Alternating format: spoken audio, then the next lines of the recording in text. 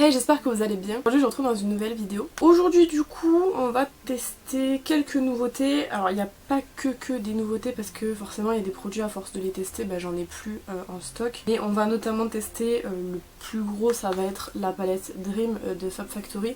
Je la connais déjà parce que j'ai déjà fait des make-up avec moi de mon côté. Je vous l'ai jamais présenté en vidéo donc je me suis dit que ça serait l'occasion de pouvoir faire un petit make-up avec. Sachant que c'est le dupe de la Naughty de chez Huda Beauty qui est une très belle palette que je n'ai pas, mais du coup on va faire un petit make-up avec cette palette ci. Après en nouveauté on a aussi Essence avec la base. J'ai aussi pris l'highlighter de la même collection, c'est de la collection Catching Cloud. On va tester le blush Yves Rocher qui m'a coûté 15 balles, c'est super méga cher donc on va voir ce qu'il donne. Un petit duo pour le teint qu'Audrey m'avait envoyé de chez Max & More, la poudre NYX, et je crois que les deux derniers produits c'est les deux seuls que je ne connais plus. Après les autres je les connais, c'est le mascara Dark Magic de Max Factor X et c'est le ombré de Catrice qui est en fait un lipstick ombré comme ça que j'ai depuis un moment. Voilà du coup pour les nouveautés qu'on va tester, et pour le reste évidemment j'ai sélectionné en tout cas des produits que je connais déjà. Je peux pas inventer s'il y avait des produits de catégorie que je n'ai pas. Mais le plus important va être vraiment la palette Dream. Je vous spoil, j'aime bien déjà. Voilà, donc j'espère que cette vidéo vous plaira. Et du coup je vous laisse avec la suite. Bon, vous m'excuserez mais j'ai pas fait mes close-up avant, ce qui fait que quand vous aurez les close-up, les produits seront déjà utilisés. Donc on va commencer par la base. C'est la Catching Cloud comme je vous ai dit de chez Essence. Donc elle ça va se voir qu'elle va être utilisée au close-up puisque là elle est vraiment toute lisse. C'est une base, je sais pas forcément si elle est lissante ou quoi. Je pense qu'elle doit être lissante quand même. Elle me fait penser à leur fond de teint. Ils avaient un fond de teint que j'adorais de chez eux. Puis après, je sais pas, il était plus à ma teinte alors que je prenais toujours la même teinte. Ça fait un peu la même texture, c'est vraiment une texture mousse, ouais, pour le coup. Par contre, effectivement, j'en reviens à la même conclusion que Marilyn se maquille avait fait. C'est très relou à prélever parce que c'est en peau comme ça et que je commence à avoir les ongles longs. Donc du coup, pour prélever la matière, c'est pas le truc le plus simple. Et même outre ça, c'est pas très hygiénique. Alors effectivement elle fait très siliconée, bon c'est une base, la plupart des bases ont des silicones dedans. Dans le cas où ils n'ont pas de silicone, moi personnellement ça fait rien sur ma peau, donc il faut forcément qu'il y ait du silicone pour que ce soit intéressant vu que j'ai pas mal de pores et tout. Elle fait siliconée mais elle laisse un effet velvet, il n'y a pas d'effet collant. En tout cas pour le moment. Par contre, je pense fortement que c'est pas une base qui va, moi personnellement en tout cas, me matifier suffisamment parce que du coup quand c'est siliconé ça a tendance moi à me faire graisser plus vite le visage, étant donné que j'ai une peau pour rappel très grasse. Donc ça risque d'être problématique à ce niveau là, mais pour le coup au niveau texture et au niveau rendu sur la peau en termes de fini texturé, c'est pas mal, j'aime bien. Je vais voir si ça a comblé les pores en mettant le fond de teint du coup. Pour le fond de teint je vais prendre celui que j'utilise ces derniers temps, c'est celui que ma soeur m'avait passé pour tester et j'avais bien aimé le rendu. En teinte Fer 35, c'est le No Filter Foundation de chez Colourpop qui n'existe plus. D'ailleurs je suis un peu déçue qu'il n'existe plus parce que si vous avez vu cette vidéo-ci, vous savez que en le testant je l'ai vraiment adoré, j'ai trouvé qu'il avait un super beau rendu sur la peau. Mais malheureusement il n'existe plus du tout, il l'avait discontinué il y a quelques temps, l'année dernière je crois. Donc là elle l'avait racheté du coup en backup, donc elle en a 3 je crois il me semble. Et voilà, il est plus fait, c'est vachement dommage. J'ai oublié de fermer le tiroir derrière. Et je vais l'appliquer au pinceau et puis après je viendrai unifier à l'éponge. C'est quelque chose que je fais depuis très longtemps et j'aime bien le rendu comme ça.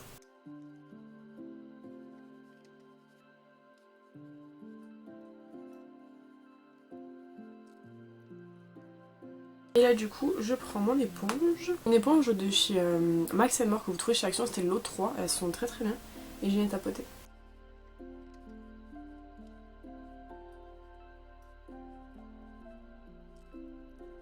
Je sais pas si vous vous rendez bien compte en caméra parce que c'est toujours très compliqué de se rendre compte, mais il y a un trop beau rendu. Je vais en profiter pour venir nettoyer mes lèvres avec un petit coton-tige, j'ai un petit peu de démaquillant. Ensuite on va passer du coup à l'anti-cerne, je crois que c'est le même que ce que je prends ces derniers temps. C'est-à-dire le concealer Max & More. D'ailleurs je l'ai presque fini. J'arrive pas trop bien à voir. Il est pas mal mais du coup faut éviter de le mélanger à n'importe qui. Il aime pas trop être mélangé selon les autres produits et c'est presque normal. Le seul souci qu'il a cet anti-cerne, et je crois que c'est ce que je vous dis de toute manière à chaque fois, c'est que pour le coup il est pas mal orangé, même la teinte la plus claire quoi. Et je viens estomper toujours avec mon éponge.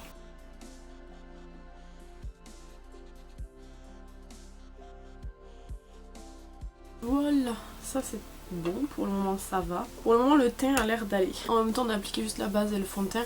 La base elle camoufle pas mal les pores. Ils sont quand même comblés, je vais voir avec la poudre parce que c'est vraiment la poudre moi qui vient me combler le max. Donc au niveau de la poudre j'ai pris la Mattifying Powder en teinte fer de chez NYX de la gamme Can't Stop One Stop, qui est une gamme qui apparemment est incroyable mais que j'ai jamais du coup jamais testé. Une petite gravure en forme de cœur que vous verrez pas au close-up je pense, elle va être défoncée.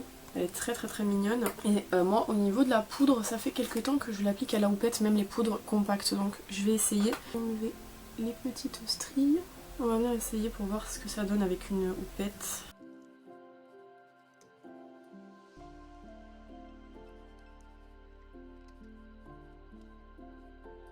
J'ai voulu faire la moitié de l'application à la houppette pour voir un peu ce que ça donne. Ça m'a déringué la houppette. La teinte fer est jaune quand même. Franchement, j'avais pas trop le choix quand je l'ai pris. Moi, il n'y avait pas beaucoup de teinte. Et ça m'a un peu taché ici. Je sais pas si vous allez voir. J'ai beau revenir dessus, ça fait pas grand chose. Et je trouve que ça marque aussi énormément les plis. Enfin, vous verrez tout à l'heure, de toute façon, quand je vais zoomer pour faire les yeux, vous verrez, ça m'a marqué quand même beaucoup les petites ridules que j'ai juste ici. Alors que de l'autre côté ils sont pas encore marqués. On va venir essayer de faire pour voir l'application au pinceau. Donc il faut que je prenne un pinceau qui soit judicieux à utiliser. Ici je pense qu'il est pas mal. Et je vais venir du coup faire l'application au pinceau de l'autre côté pour voir ce que ça donne.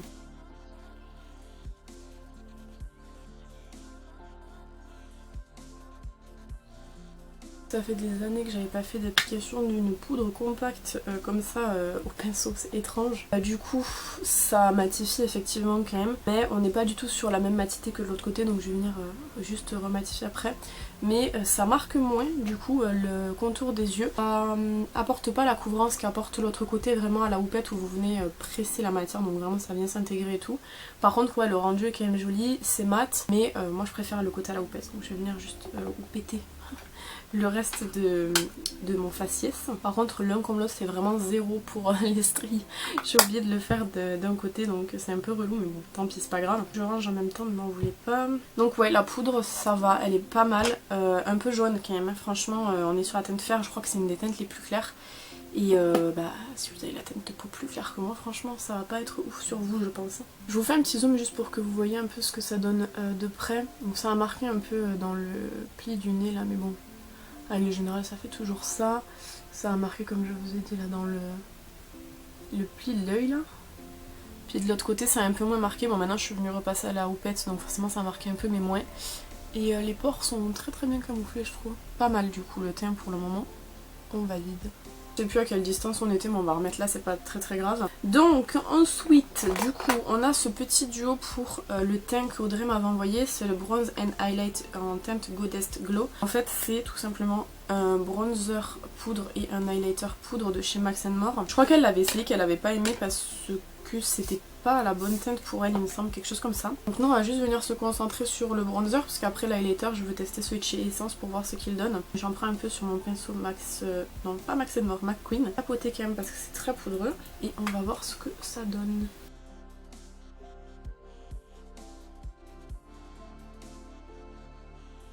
Il est très joli je trouve. Je vais juste venir un tout petit peu estomper avec le pinceau tout à l'heure. J'aime bien le rendu, franchement il fait très naturel. Je vais venir faire l'autre côté et du coup en fait, je vais quand même venir le faire mais vous n'avez pas spécialement trop besoin de venir tapoter avant d'appliquer. L'avantage aussi c'est que Max & More, du coup c'est la marque du produit, je vous l'ai dit je crois, n'est pas très cher. Ce qui fait que du coup ce petit duo il me semble que ça devait être dans les 1,19€ grand max.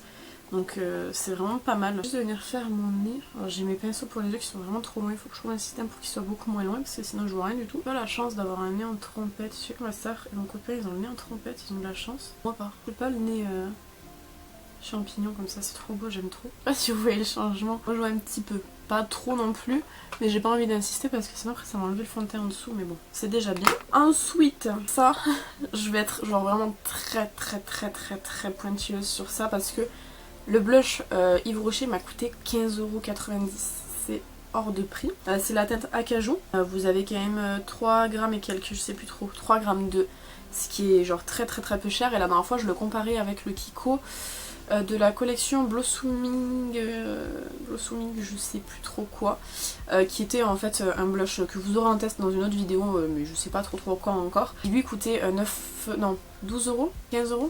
je sais plus, 12 ou 15 euros, enfin que je trouvais déjà cher de base. Et en comparant, le Kiko a quand même 9 grammes. Là on est sur 3 grammes et demi, donc c'est très peu. Mais la couleur, je crois que j'en ai pas des comme ça, donc vous allez voir, il est trop beau. Je ne l'ai que swatché, donc je sais pas aussi bien sur la peau, il rendra pas pareil, mais en swatch il était incroyable. Une sorte de d'acajou, comme son nom l'indique, donc je tapote, hop.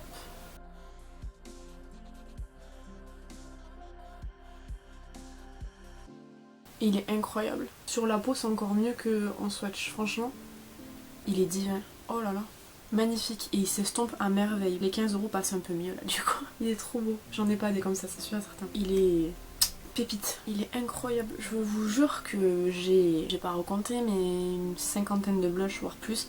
J'en ai pas des comme ça. Là, il est vraiment... J'adore. Il est magnifique. Est-ce que ça vaut les 15 euros? Je suis pas sûre, mais en tout cas la couleur elle est magnifique. On termine le test des nouveautés pour le teint, en tout cas avec le Catching Cloud Highlighter de chez Essence.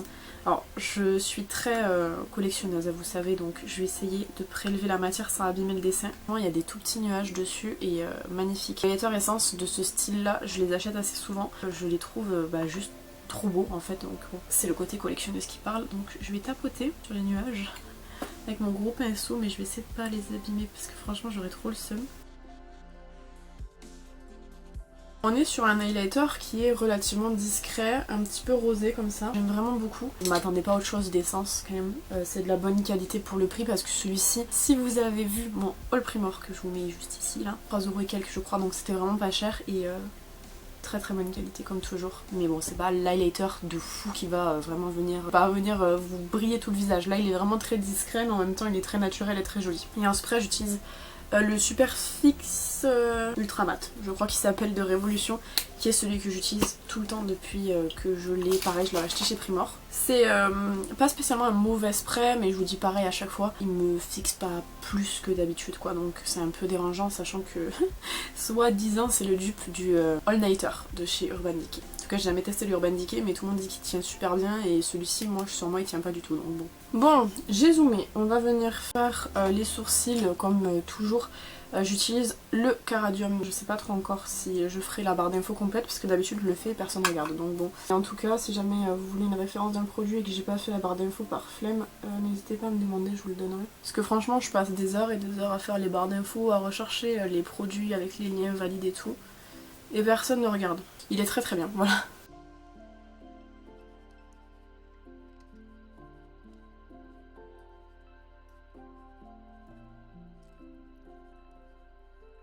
Je ne l'avais pas sorti, mais je vais venir utiliser le Brow Perfect de chez Sienne que vous retrouvez chez Lidl. C'est un gel fixateur teinté qui est très bien.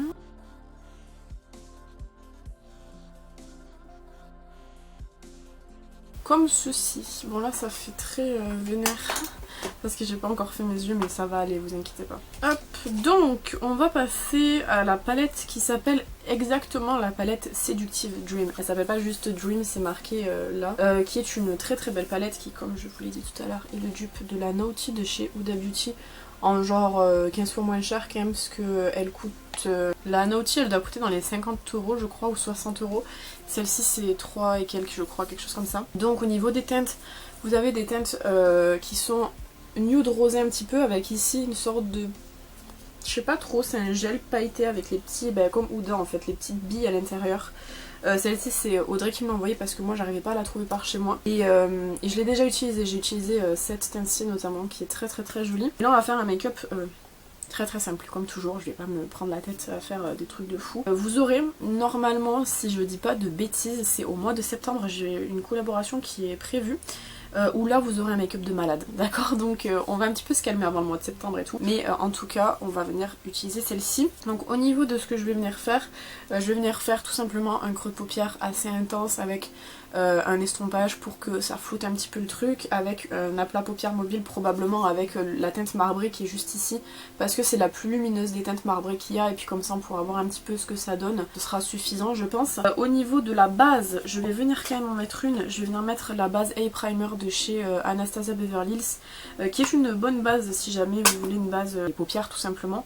Moi c'est le petit format et il me semble qu'il est pas si cher que ça, et si vous êtes gold, vous pouvez du coup avoir des remises quand il y a les journées gold, moi c'est là où je l'avais acheté. Je vais venir prendre un pinceau boule, je sais lequel mais je ne le trouve pas. Celui-ci pour venir appliquer du coup la base sur la paupière mobile et je vais venir un tout petit peu la remonter dans le creux.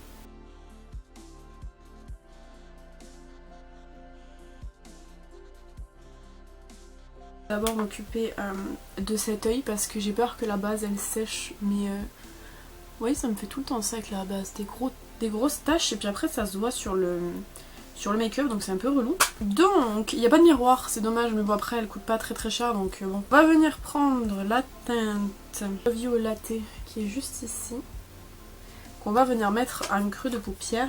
Je le prends avec un petit pinceau OVW qui est absolument incroyable et je viens la tapoter dans le creux.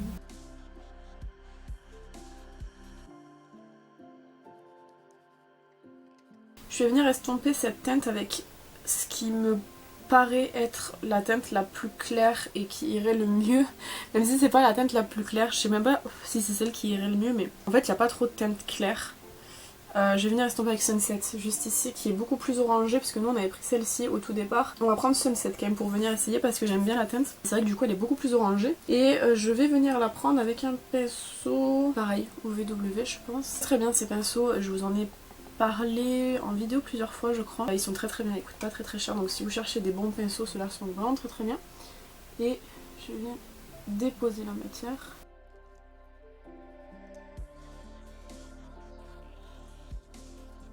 Là j'ai travaillé sur une partie, vous voyez, où il n'y a pas de base, parce que j'avais vraiment mis la base concentrée sur le milieu. Vous voyez quand même que ça marque très bien. Et ensuite je prends toujours de chez OVW un gros pinceau comme ça, c'est pareil, du même kit que j'ai acheté, et je vais venir frôler en fait les bords pour estomper. Enlever les chutes. Je vais venir reprendre le tout petit pinceau du départ avec la teinte du départ pour revenir dans le creux intensifié. Je reprends également du coup la teinte Sunset avec le même pinceau que tout à l'heure pour tapoter. Et on va venir prendre du coup la teinte Oh My qui est celle-ci. La marbrée là qui est très belle. Je vais venir essayer de la prendre au pinceau pour voir. C'est toujours OVW. Voir si ça passe. Elle a l'air trop jolie.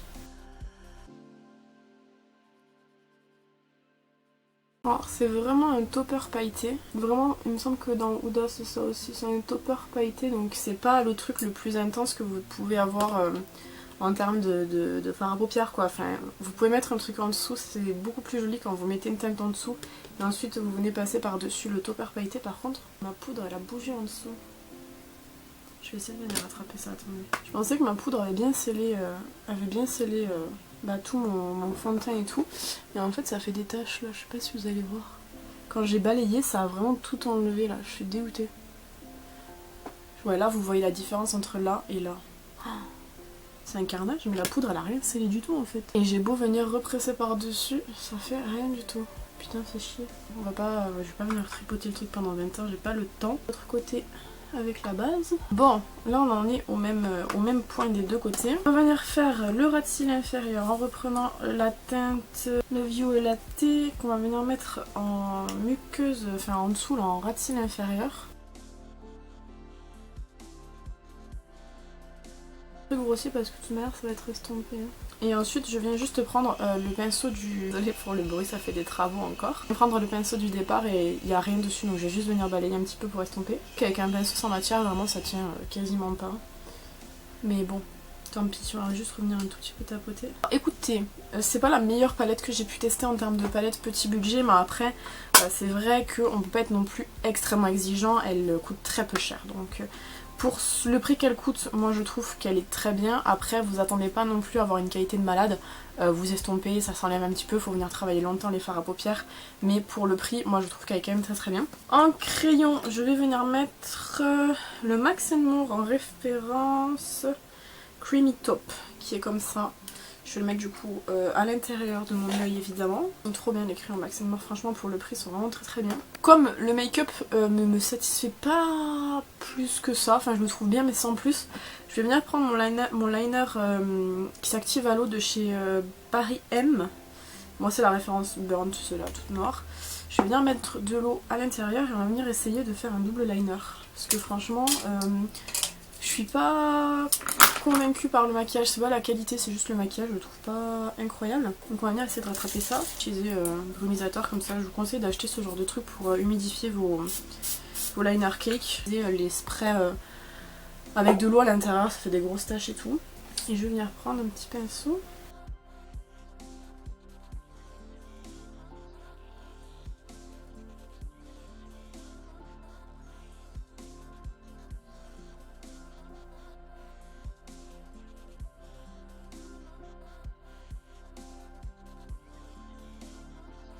Je sais pas ce que vous en pensez, je préfère celui-là quand même. Après, je vous ai toujours dit, hein, je vois mieux de cet œil que de celui-là. Mais ça change quand même le make-up. Ça le rend un peu moins moche. Bon, je suis quand même pas satisfaite à 100% du rendu. Mais bon, écoutez, celui-là est beaucoup mieux. Prenez celui-là en exemple. On va donc venir faire le mascara. Au niveau du mascara, j'ai pris un mascara que j'avais acheté chez Nose. C'est un de la marque Max Factor X, comme ceci. Au niveau de la référence, c'est le Dark Magic, je crois, il me semble. Donc, il a une brosse qui est particulière quand même, qui est comme ceci. Je vais venir essayer de le faire sans rien de ce côté. Et si vraiment le rendu est pas très beau, je viendrai utiliser le volume booster. Je vais quand même venir recourber un petit peu parce que j'ai peur.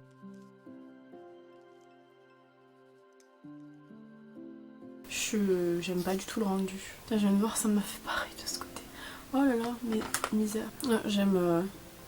J'aime pas du tout le rendu de ce côté. C'est vraiment... c'est pas beau du tout. Essayez de l'autre côté de mettre le volume booster comme je vous ai dit, sans venir recourber pour voir ce que ça donne. Je vais attendre que ça sèche un petit peu. Je vais venir essayer de mettre une deuxième couche de l'autre côté. Mais alors franchement, je vous assure, j'aime pas du tout le rendu qu'il fait aussi. Il est vraiment très moche. Il fait des sortes d'énormes pas qui oscillent, qui sont vraiment très laids. Je sais pas pourquoi, mais c'est vraiment immonde. Et en plus, du coup, ça m'a augmenté le liner là, vu que ça a fait des taches sur la paupière. On va essayer de faire l'autre côté du coup.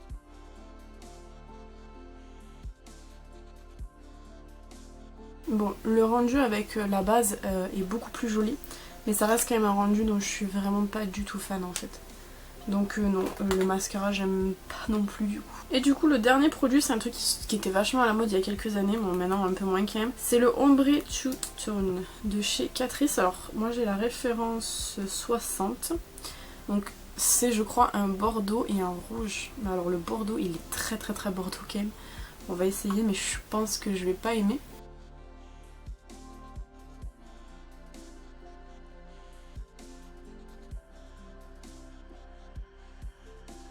Bon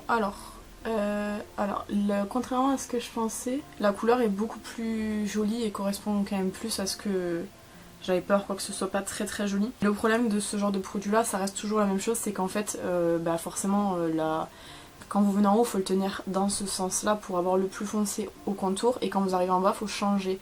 Et c'est tout sauf pratique, genre je pense que vous voyez, j'ai dépassé de partout, mais littéralement de partout. J'ai essayé d'estomper un peu avec le coton-tige, mais ça me fait en fait toujours une application un peu pourrie, donc c'est dommage. La couleur est jolie, la couleur est très sympa, le mélange des deux va très bien ensemble, mais alors c'est tout sauf pratique pour appliquer. Et comme je vous dis, notamment pour aller en bas là, c'est pas très simple, donc je vais essayer de venir retoucher un petit peu. Pour le coup c'est vraiment pas...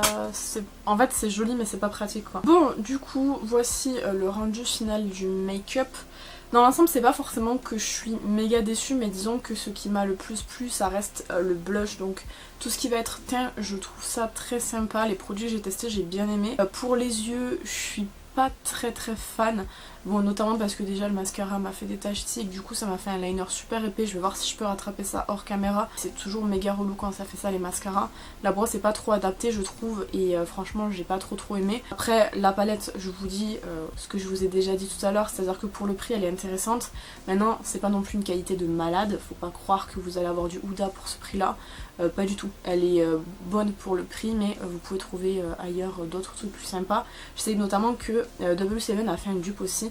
Je sais pas s'il est bien parce que je ne l'ai pas acheté, mais en tout cas celle-ci est pas mal pour le prix on va dire. Pour les lèvres, la couleur est jolie mais c'est genre tout sauf pratique à utiliser, donc c'est un petit peu dommage parce que franchement ça aurait été plus simple, j'aurais beaucoup apprécié parce que la couleur est très jolie. Voilà, j'espère que cette vidéo vous aura plu comme d'habitude. N'hésitez pas à me dire ce que vous en avez pensé dans les commentaires. N'hésitez pas à vous abonner si c'est pas encore fait. Moi je vous retrouve bientôt dans une prochaine vidéo. En attendant, prenez soin de vous.